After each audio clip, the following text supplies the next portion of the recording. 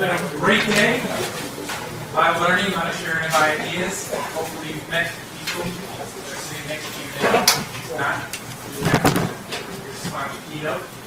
Very fortunate to have John Stevens, the CTO of Signal. Made a very interesting post several months ago, which I thought was extremely interesting. And I invited him to join us here today. A little reluctant because of the potential for controversy. However, I assured him that this audience wants to learn and wants to hear what he has to say. Yeah, John! Woo! Yeah! So, let's be receptive. I'm also signing his book.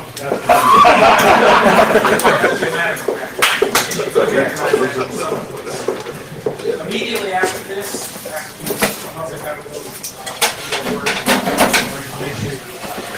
Guest house was the director of the Overton House of Reception. Lots of fantastic things in it. After this long day, we'll do that, right?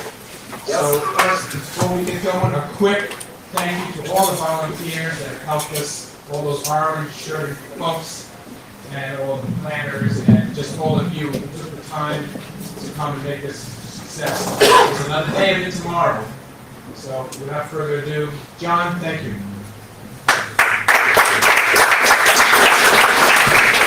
Can everybody hear me in the back? No. Is that good? No? Someone said no? No, you're recording, so you can outstanding. Okay. My name is John, as you mentioned.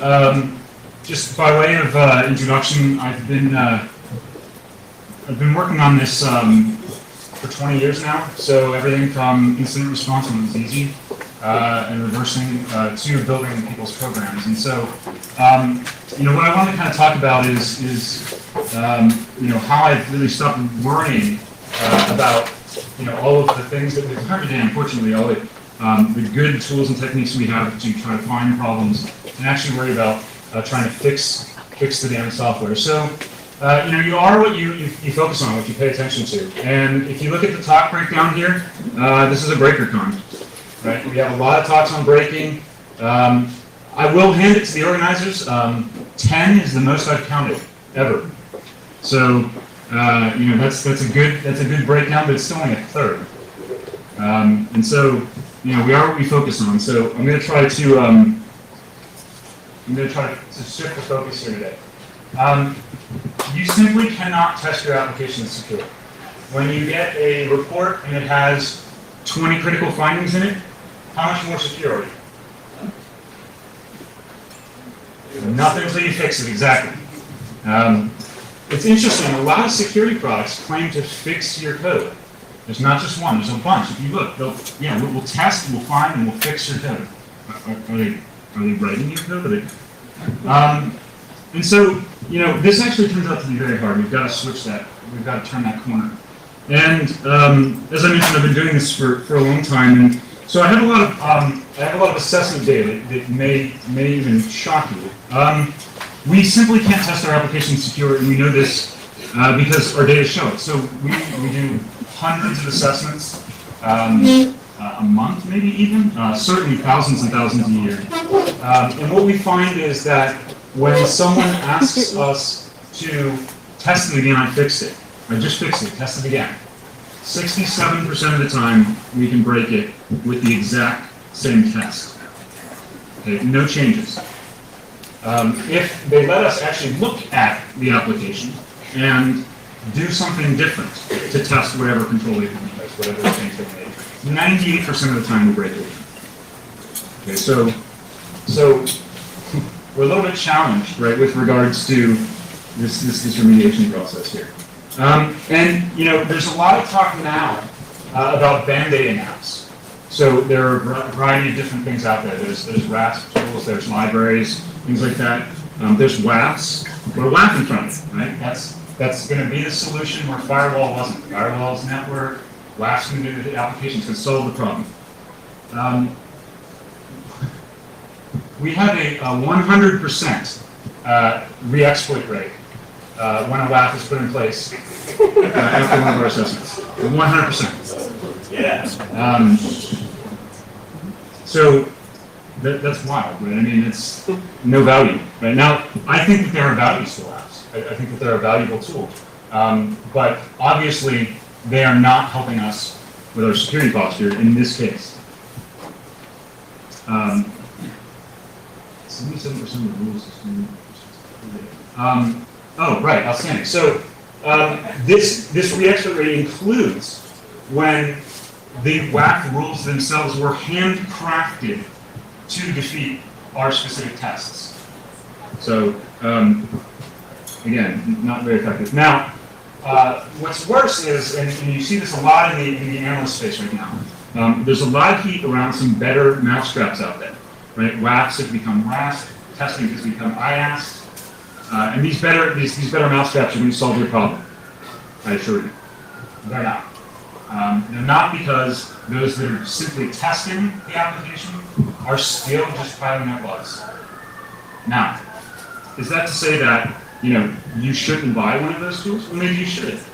If you're the kind of organization that does some looking at the code over here, and you're the kind of organization that does some breaking the application over here in production, and you don't let those two groups of people talk, you're not getting as much value out of either of those activities as you could if they were combined. And so yes, we are making improvements to the way we test, but understand that when we test the application, the deliverable is bugs. This slide is drawn to scale.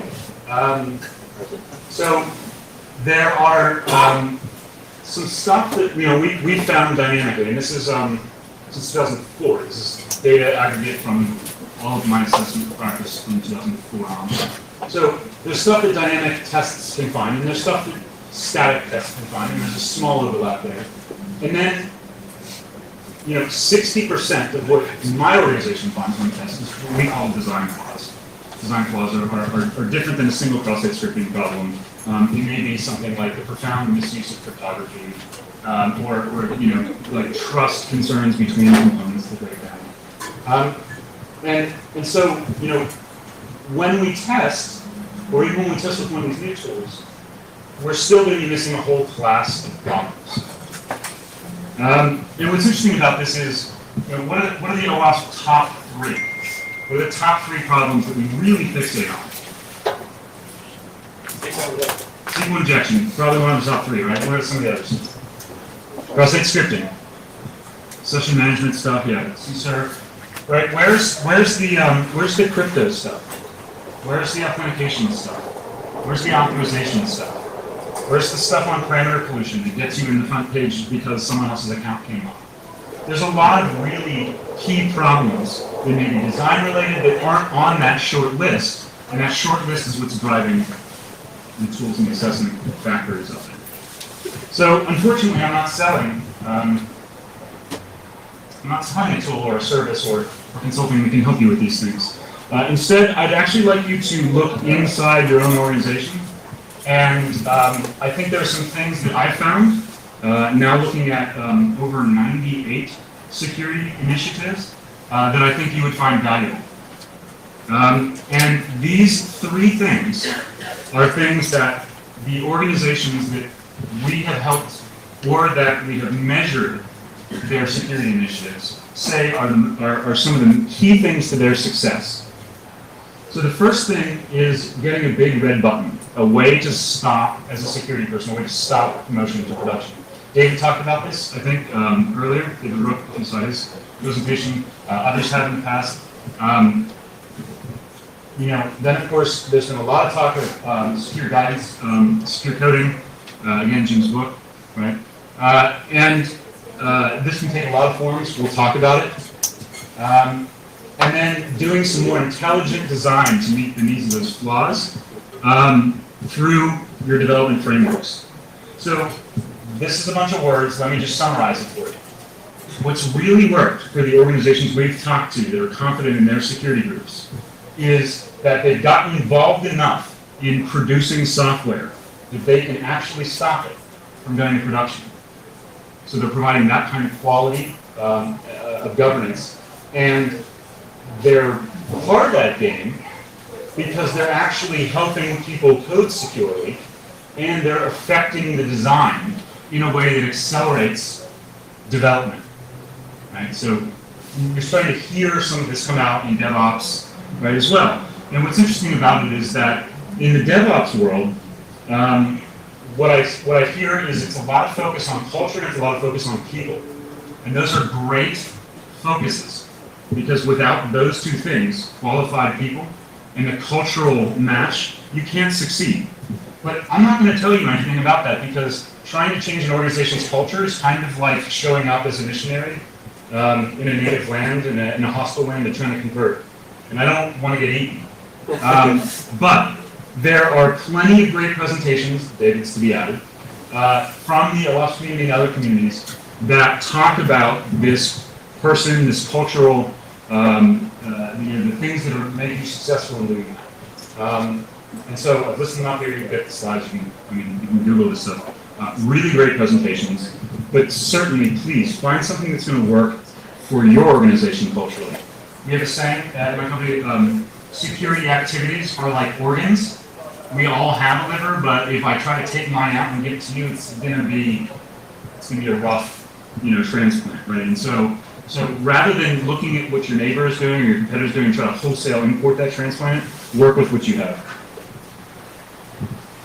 I'm also going to punt the second thing, secure guidance. And the reason I'm going to punt it is because it's very hands-on, it's very artistic, and it's really hard to scale.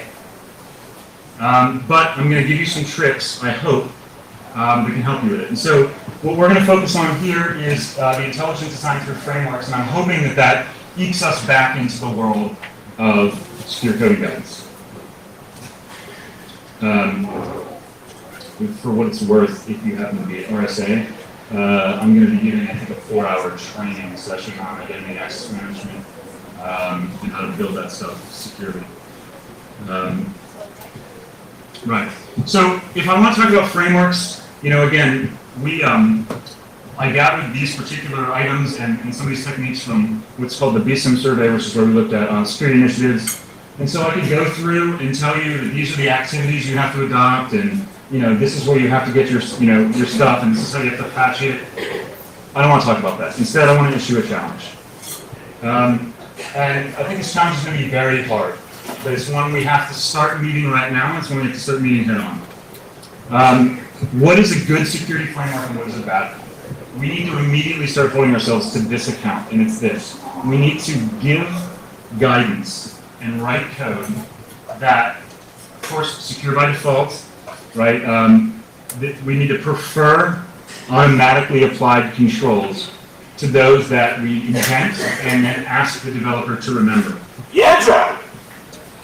Yeah, good security frameworks just give it to the developer automatically. Bad security frameworks demand the developers remember to call it, and call it correctly, and call it everywhere they need to call it, and pick it for the right reason. I mean, how many people have done an assessment and someone's signing when they should have been encrypting, or vice versa? So in other words, your security guidance needs to be correct, but I promise you the long pole in the tent of getting secure code into production is actually making it usable. And so let's go with the Best Buy monster cable upsell metaphor here, right? There's the good, there's the better, and the best monster cable. I still haven't figured out what the difference is, but there's one. It's $50 or $100, right? So yeah, but let's just go with this for a moment and see where it takes us. So, what's the good cable, right? What's the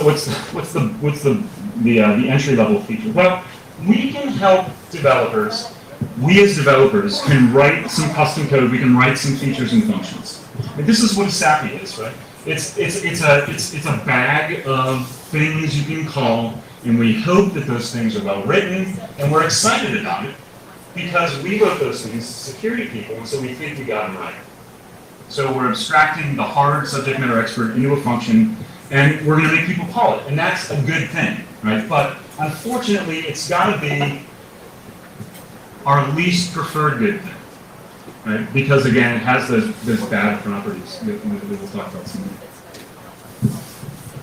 There are ways that we can write or use frameworks using the properties of the languages we know and love, things like inheritance or annotation or metaprogramming. We want to be fancy. And maybe you've seen some of this in some of the web development frameworks. There's a base class, and that base class may help you distribute, authenticated functionality, or it may give you form data that's already been handled, encoded in some way, right? And so there are a second tier up, a better monster table, a better security framework would be one where the programmer is getting some of the functionality that you wrote, but that it's encapsulated inside of the design, and so they kind of just have to call or extend the right classes. Even better than that is services, microservices.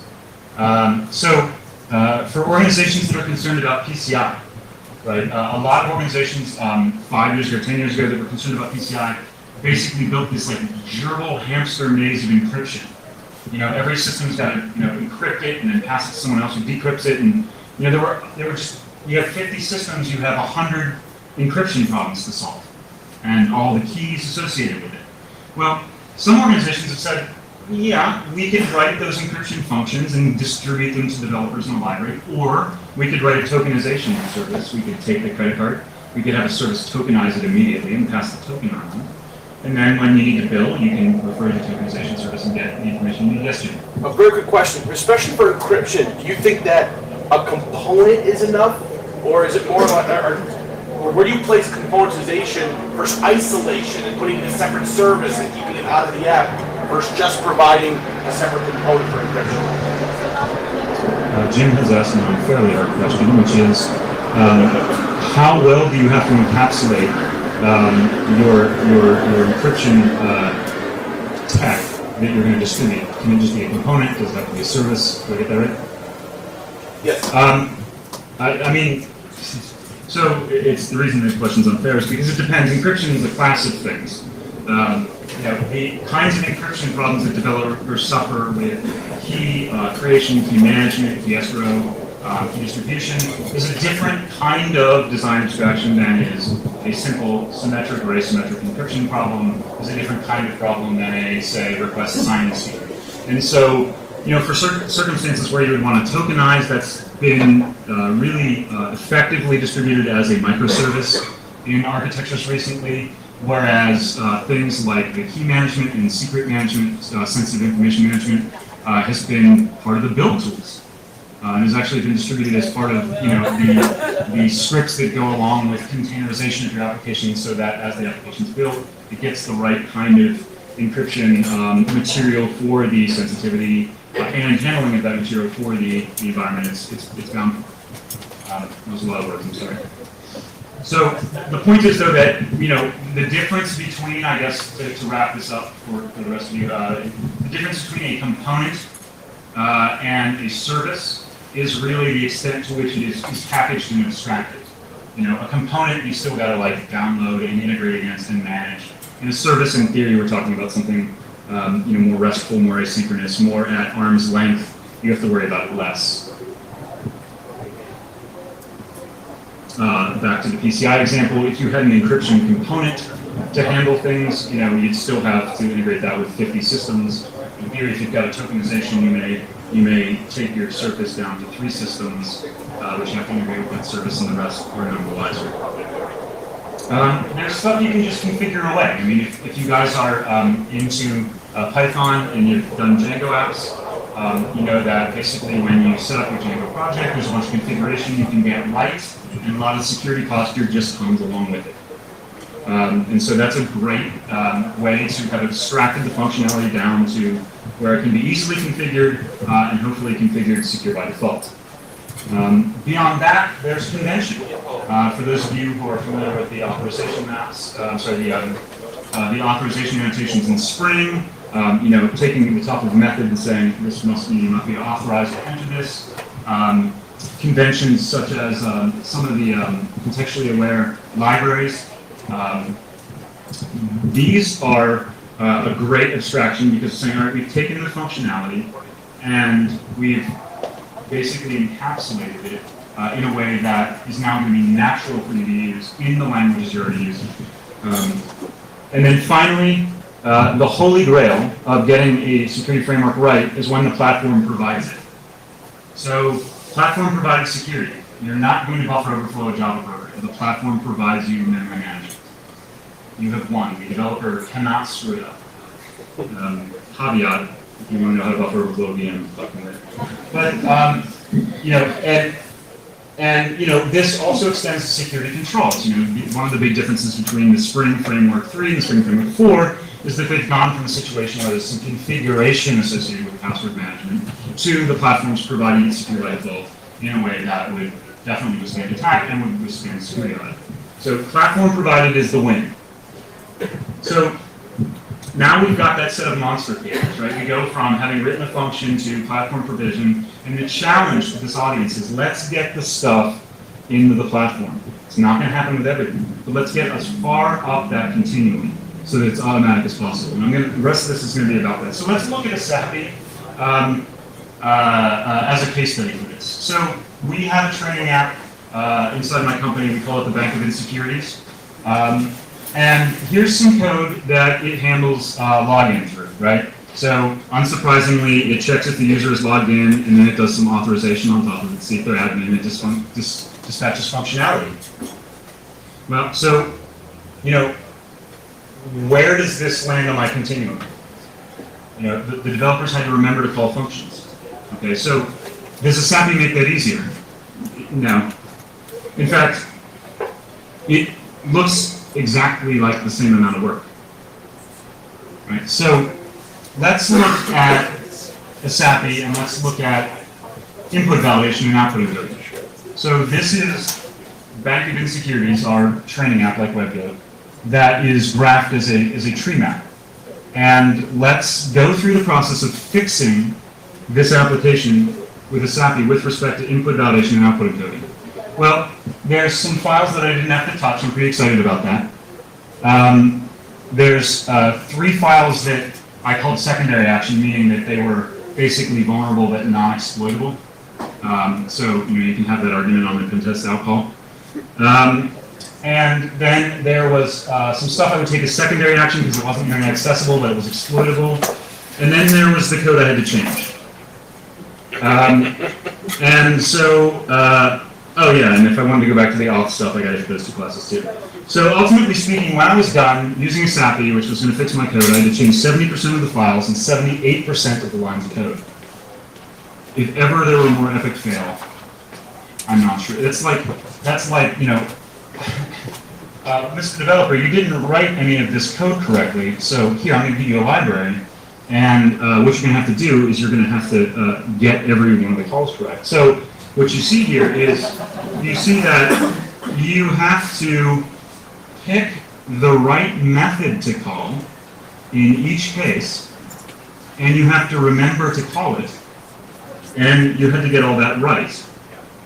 So remember what I said a bad framework was, right? So what's the scorecard? Did I have to remember to call it? Yep. Did I have to remember to call it correctly? Yep. Did I have to remember to call it everywhere? Yep. Did I have to call the right one for the right reason? Yep. It's 0 for 4. If you use a SAPI for input validation, output encoding, and you use my framework rating scheme, you fail. Now, that's not to say that it can't help you with those things, and it's not to say there's some good stuff in the SAPI. Remember what I'm saying is that we're not getting across the bridge of making it easy to use. Same thing is the case for crypto. I don't know what to say about this, it's sort of MIA, and of course, and on and on. And so the moral of this story is we need to align the controls as closely with the convention that we're programming against in the framework designs as possible. So what kind of difference does this make? Well, let's go to the SAPI example here for the encoder that I just described, and let's compare that with JXT. And this is an old slide. This content is all from the JXT website, but it's an OWASP project. So look at the difference in the amount of impact I've had on the developer.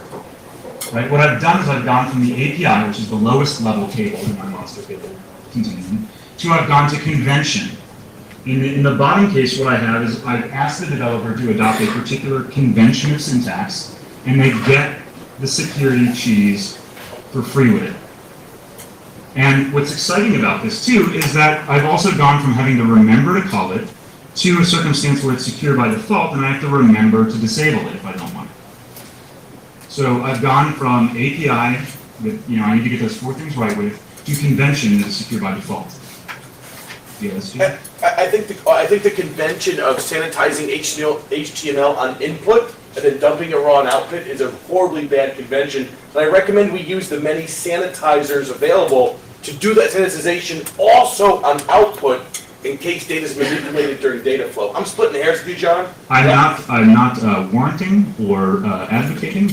I'm simply using an example of the difference between APIs.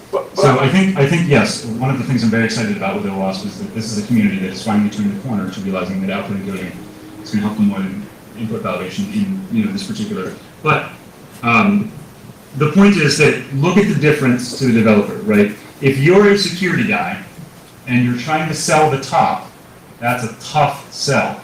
If you're a security guy trying to sell the bottom scenario, it's a better sell. And actually, we're going to get into, Jim, later, whether or not this is the right approach or not. So let's look at what the impact of this is on my bank of insecurities thing. We still got those 2 pieces that I don't care about. We've still got those secondary actions. Let's look at this for authentication's purpose, not for input validation's purpose. So what I had to do to fix it using, the technique I adopted, which is again, pulling things in and using convention and OOAD abstraction, was I had to write 3 more classes. I had to write an interceptor, an auth strategy to handle some of my authentication stuff, pages 23 through 25 of Jim's book. And then I had to change the deployment descriptor. And what that did was it took all of, when you use the pen, it breaks your animations. So what it did is it took these classes and it sucked the code I would have had to write out of those classes into the deployment descriptor. So I took what was custom code and it became a configuration change I had to make because I added these other classes, which then, because of the use of the Spring framework, I was able to weave into the code without having to ask the developer to code anything himself. Right? And so, again, this, what we're after here is reducing the impact on developers, reducing the amount of difference between them coding security and coding on databases. So, I didn't realize this is in case they were. So, I changed 5% of the, 5 files or 12% of the code, right? And I got my job done. So, that's a toy app, okay? I mean, if you fixed authentication using the strategy I just provided and it changed 12% of your app, that would be wild. That's huge, that's a lot. So, saying that I did 100% remediation on these 2 issues on a 10,000 line app is not interesting. But if you look at this paper by Christoph Kern out of Google, you will see that he takes a very similar approach, and in fact, does what Jim describes with respect to the output encoding strategy, and layers on a bit more than just the contextually aware output encoding, and hits an app with about 1,000 templates and goes from 31 bugs to 4, or an 87% reduction in vulnerability. The second app, which they were at for less time, they went from 21 bugs to 9, or 57% reduction. Now remember my original stats, right? Remember 67% re-exploit, 98% re-exploit, 100% re-exploit. I really, really, really like that number better, right? I've just hit the 80-20 rule on that one. Now, depending on the kind of vulnerability I'm addressing, 80% less vulnerable sites may be 0% more secure. Let's be clear. But the point is I'm making a measurable impact. Okay, so this isn't just art. This is actually a simple and effective strategy. I was drawing this as a joke in discussion with the guys at Sonatype, who are really good guys. But when we talk about where we're going to put this framework, and we talk about how we're going to code securely, remember that we're really wound up about the code we're writing, but it's this little tip of the iceberg. If you've got 200,000 lines of code, understand that in the Java world, you're probably building on about 2 million lines of open source that you drug in as jar files. And understand that the containers and the servers and that stuff you're sitting on are 20 million lines of code. Right? As you guys know, the security posture doesn't matter which portion of the iceberg you strike, you're going down. And and that doesn't even count the fact that you call services, right? And so it turns out that when we look at the security functions, this approach we have, I'm going to write a security function and get it for developers.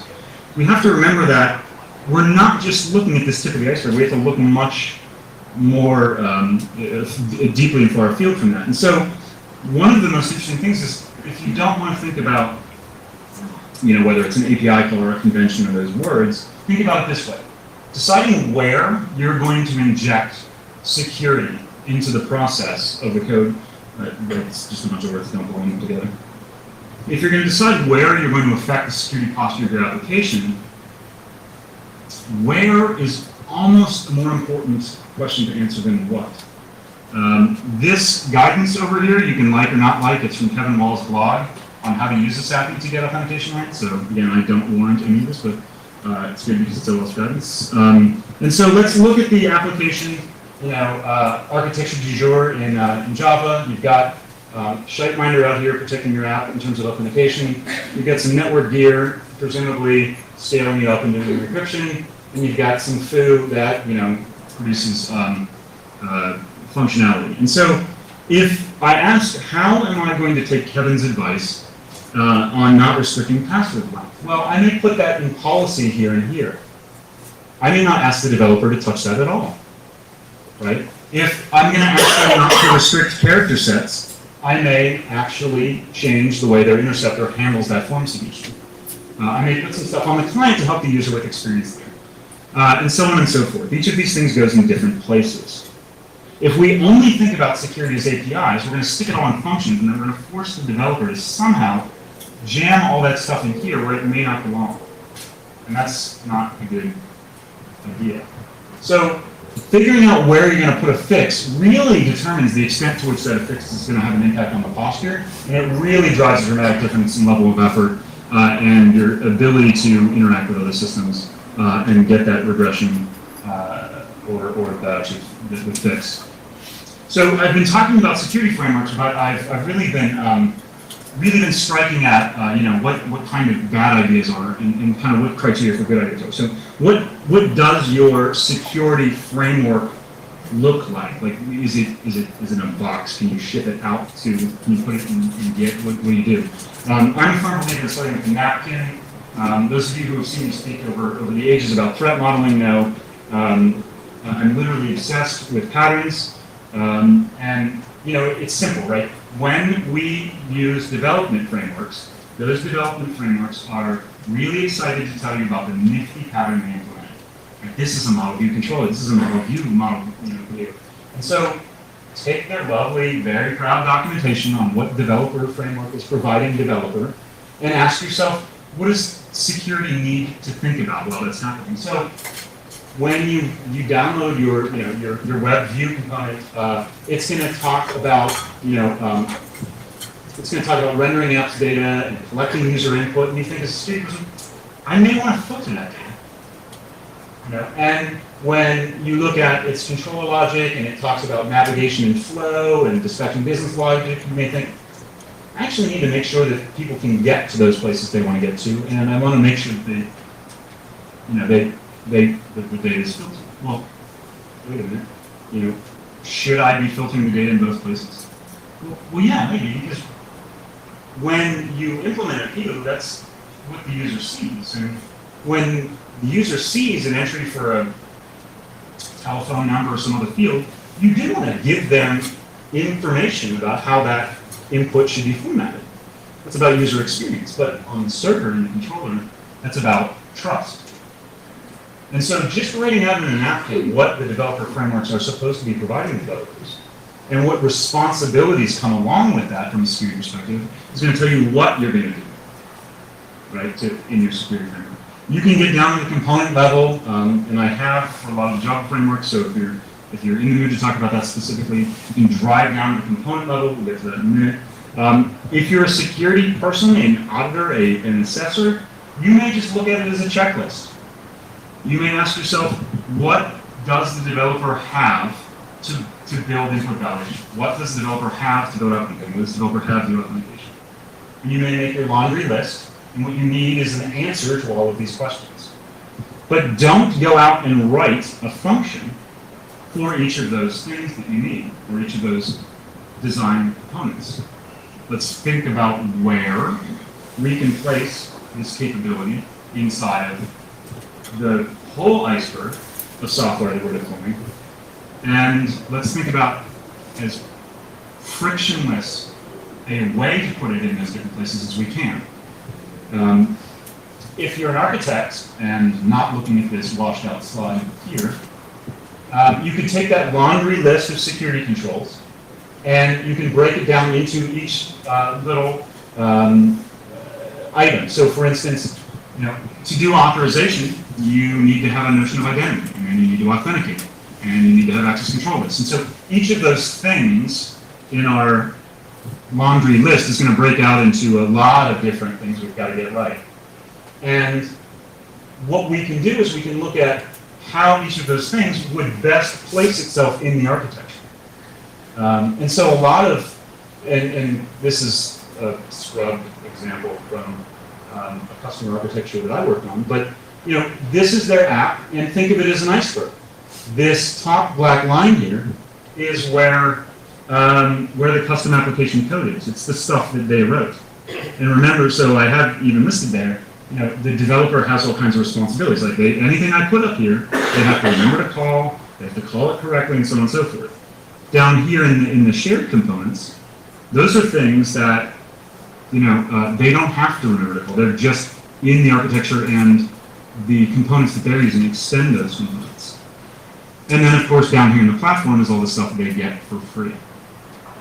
And so what I've seen architects and organizations do is take their laundry list and then plug it into their architecture and say, okay, I've got a story about how I'm going to do authentication. I've got a story about how I'm doing authorization. I've got a story about how I'm doing password storage, and so on and so forth. And my job is to push that stuff down as much as I can. If you're in the checklist, you can do it this way. Right? One of the things we've started to see organizations do is they've got their laundry list of security concerns. These are obviously at the super high level. You wouldn't do it at this level. You'd start at this level, but obviously there's a ton of things that handle authentication. And maybe you have domains in which people are programming. And so you want to look at your framework and ask yourself, I got no story in terms of the database here. I got no way to provide the developer anything in terms of authentication, authorization, or cryptography, right? What that means is that the developers are on their own doing whatever it is that they're doing. Now, okay, maybe on the mobile front, I've got some things I can provide them in terms of cryptography. Maybe I've got that integrated with the iOS platform really well. Maybe I've got some secure coding guidance for Android, but maybe I'm screwed on PhoneGap and these things because I don't know how to get that right. I may have a tokenization service which I feel comfortable about, but they have to remember to call it. So it's kind of green. If I've got stuff baked into my default configuration on Spring and I get authorization from it for free, maybe that's deep green and I don't even have to code review for it, right?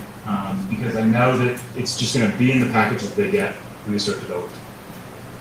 So what we've seen organizations do is take these very different views and take the one that's most comfortable for them and start to inventory what services, what APIs, what frameworks they're providing developers, and basically getting to the point over time where none of the boxes are red, where they have a story. Now, that story may be the good cable, right? It may be something they have to remember to call up here as a developer, but they work it in over time to make it more automatic, more frictionless. I started this this next slide is a joke. But it turns out it's not a joke. I said, if this is not your thing and this is not your thing, why don't you just take those ridiculously high-level architecture diagrams you got for your apps, your web apps, and why don't you just slap logos of stuff you want the developers to use in the places you want them to use them. And then they can ask themselves when they're developing, have I used the Spring security stuff? Have I used Mustache? Because the security guys are going to expect it, or they're providing me help on how to do that. this is, I mean, I don't even know what to say about this. This is horrible, but it seemed very useful to people as an awareness tool, as an outreach tool. If you're part of a bigger enterprise, you may actually have, different sets of people that are taking this framework from something that in OWASP we thought of as an API, the whole way up to secure middleware, messaging services that basically are handling both channel and message level security, that are handling messaging signing, that are passing authorization capability back and forth through SAML. You may have defensive services that are handling logging, monitoring, response. You may have enabling services, things like tokenization, authentication, authorization, that you're providing as products for people. I've gone through a bunch of different views of the same problem, but this need not be art. Every time I start talking about security frameworks, I sort of imagine like Johnny Ives, like really proud of that next thing. This is so glorious. It's like a 0.5 millimeter thing. It doesn't have to be art. We don't have to have it perfect. Don't fret about picking the fanciest widget. Should you be using this output encoding scheme or this other one? Again, I don't have anything to sell you. Instead, go through your own organization's code. Someone has probably done something really well. And it works in the organization because it's already deployed working in the organization. I've seen many security consultant filleted when they come into an organization and they explain, well, you're using OWASP Sasapi and you need to use JavaScript. Why? Why are you going to force them to switch courses? Is there a compelling reason? Does it get them off that value chain where it's more frictionless?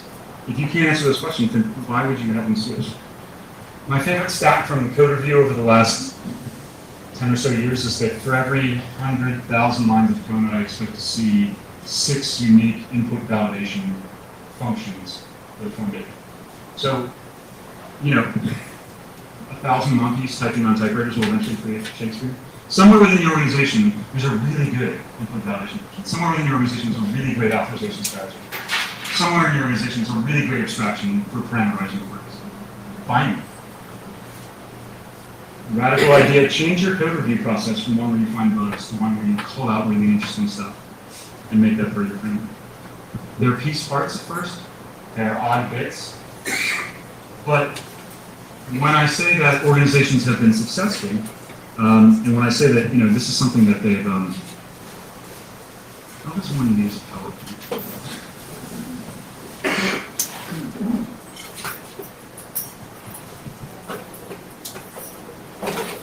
Organizations that have said, we've been really successful by building a security framework, do not have a jar file and an API.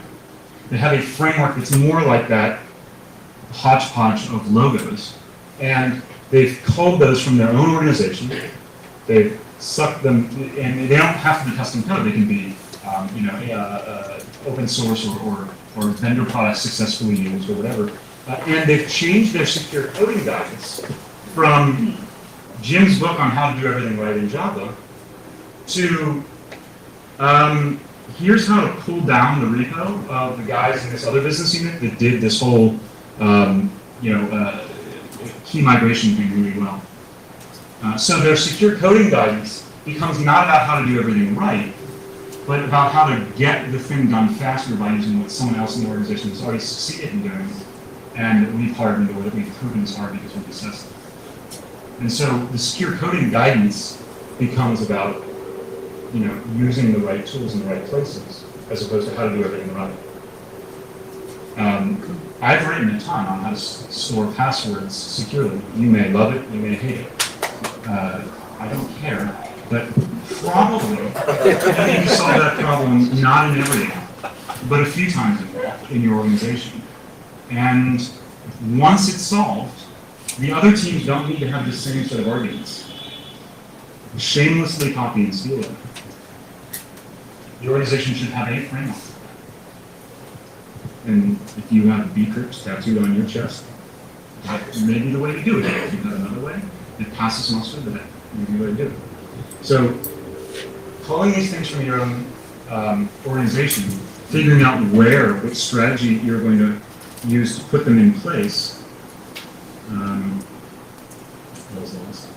And then remembering this hierarchy of how we're going to make it easier to apply these things, from custom code to code that's abstracted underneath the custom code, to services that we've pulled out, to configuration of those services that hides all that implementation, to convention in the very languages and frameworks you're using, to platform provided stuff that can't be screwed up, is going to be very powerful. And the organizations that I've seen eradicate problems have taken that strategy where they have stolen the good work of their own teams, selected it based on this preference, and then built their assessment practices to help govern the use of those pieces of the framework. So that's my story, and I have written a lot on this. I'm going to continue to write a lot more on it. In terms of how to think about this, how to talk to developers, how to steal their guidance and use it in other teams. But remember that there are more problems that your security framework needs to solve than cross-site scripting. You may want to start with cross-site scripting because there's a lot of findings in the assessment reports. It's a very endemic, very systemic problem that is born out of the tragedy of the tools we're using for the web. There are other problems that we find in every assessment. We have never encountered an organization where we went, son of a bitch, they store their passwords really securely. Game over. We've never seen an organization that does a Java application development platform with single sign-on that gets log out correct in a way that prevents basically horizontal privilege escalation.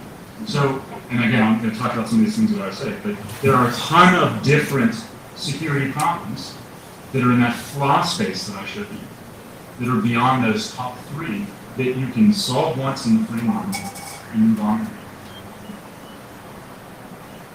And this is how we're going to defeat the hamster wheel of pain of finding 50 cross-site scriptings, finding them again, suggesting it's happening.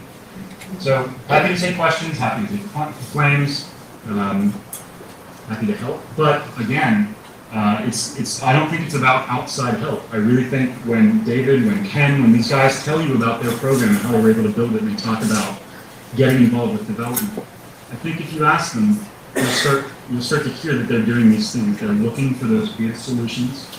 They're baking those solutions in where they're frictionless, not an act to other teams, and they're spreading that learning and ideas, and they're getting successes because of it. I challenge all of you to do the same thing.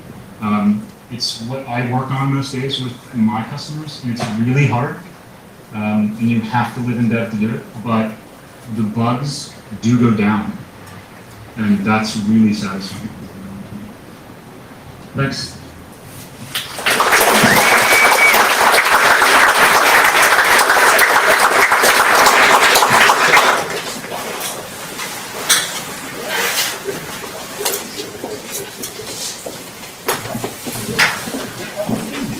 Yes. How long does the security guy get to keep his job if he actually uses the big red button?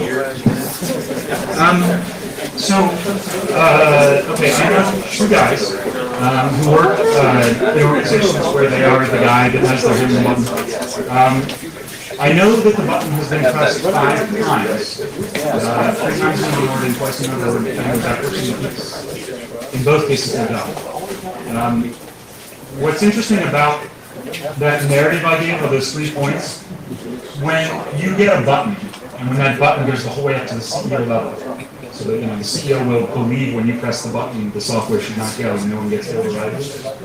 That means you've done these other things to the point where you've ingratiated yourself with development, to the point where